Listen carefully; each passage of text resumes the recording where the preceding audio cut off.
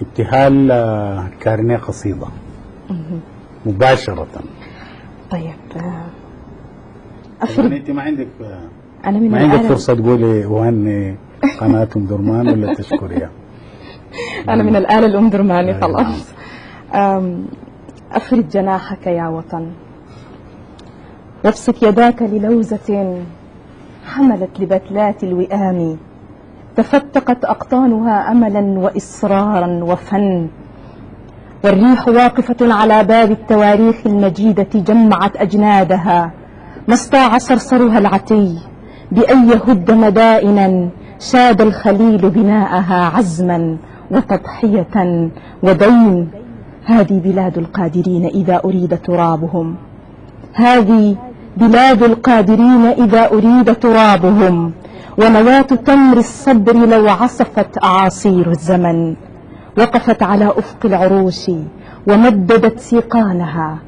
وقفت على أفق العروش ومددت سيقانها، بسطت ومنتظرت شكورا في مآثلها ومن، فافرد جناحك يا وطن، متروكة لك غيمة الإقدام سيدها فجد،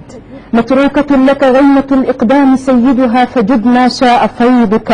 يا هطولا أيسر الإعطاء في يده الفطن، يا كل أسئلة الملاذ البادئات على مقاصد وجهتي حبا بمن، من غير نيلك،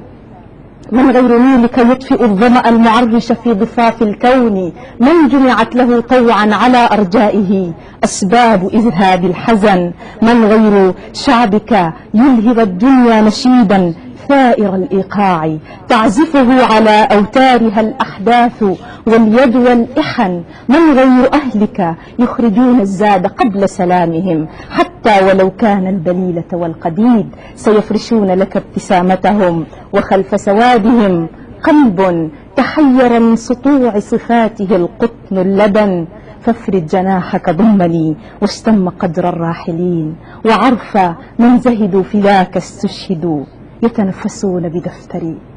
يتنفسون بدفتري، يتقاسمون معي دمي، إني لأعجب كيف طاق بأن يلف نبيل أضلعهم كفن، ما قيمتي إلاك يا فردا تصلي كل أوردتي، ليبقى مترعا بالحب، يبقى آمنا من خوف من غدروا قوافله أصلي، ثم تتبعني النوافل والسنن، يا سوس ما لك في عروق بلادنا كهف، فلملم قوت نعرتك المقيتة، شابت الأذهان واجتمع الرصاص، شابت الأذهان وأتمر الرصاص ليجعلونا لحم رأس، عد لرشدك أيها السوس القميء، فليس في أجسادنا لك من سكن، هذه البلاد رواية محفوظة، وشخوصها يتقاصر التاريخ حين يخطهم، وغلافها أهدى السيادة ثوبها، وتقاطرت من فيض ثروته المزن، وفصولها الإخلاص والإبداع، والناس التي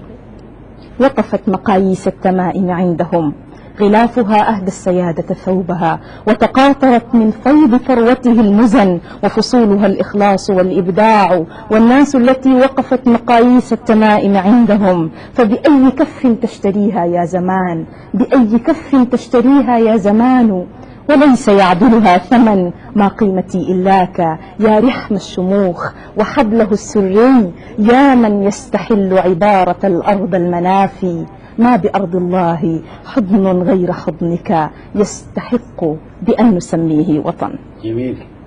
جميل.